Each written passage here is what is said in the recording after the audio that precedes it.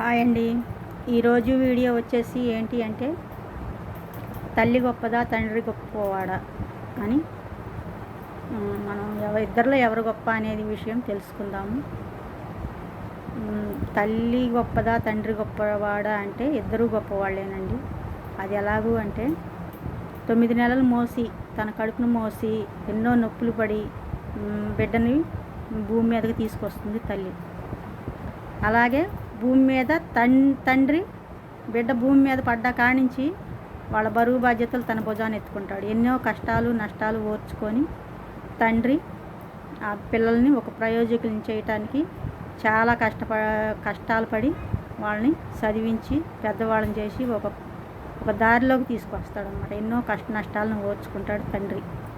వాళ్ళు ఒక బాధ్యత తెలిసిందాకా వాళ్ళు ఒక దారికి వచ్చిందాకా ఆ బాధ్యత ఆ పిల్లల బాధ్యత ఆ తండ్రే తీసుకుంటాడు. వాళ్ళని పెంచే క్రమంలో తను ఎంతో కష్టపడతాడనమాట.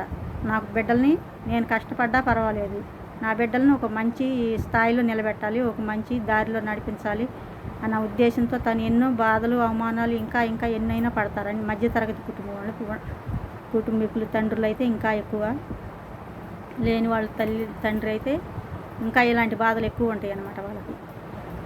అన్ని బాధలు కోర్చుకొని బిడ్డల్ని ఒక స్థాయిలో నిలబెడతాడనమాట తండ్రి. తల్లి తండ్రి ఇద్దరు గొప్పవాళ్ళే, ఇద్దరు మన మంచి కోరేవాళ్ళే. కాబట్టి తల్లి తండ్రిని వృద్ధాశ్రమాల్లో చేర్చకండి. ఎక్కడో ఉద్యోగాలు చేసుకుని ఎక్కడో మీరు బిజీగా ఉన్నారు అని చూడటానికి వీలు పడదని మీరు వృద్ధాశ్రమం అందరూ కాదు కొందరు వృద్ధాశ్రమాల్లో పెట్టకండి. వీలైనంత వరకు మీరే చూసుకోండి. తల్లిదండ్రులు చేసిన కష్టం, వాళ్ళు చేసిన త్యాగం మరువలేనిది. మనం వాళ్ళని రుణం తీర్చుకోవాలంటే ఎప్పటికీ తీరంది.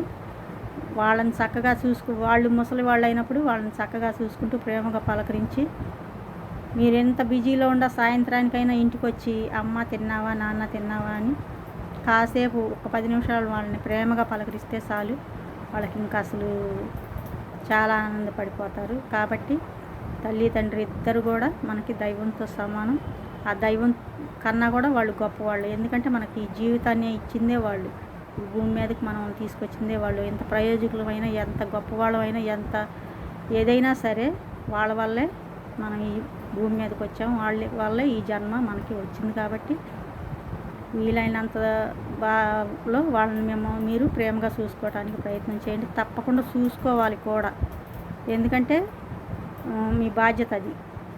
వాళ్ళు ఎన్నో కష్ట నష్టాలకు ఓర్చుకొని మిమ్మల్ని పెంచారు మధ్యలో వదిలేయకుండా. అలాగే మీరు కూడా ఎంత కష్టమైనా సరే వాళ్ళని చూసుకోవాలి, మధ్యలో వదిలేయకండి, ఆ వృద్ధాశ్రమాల్లో చేర్చకండి.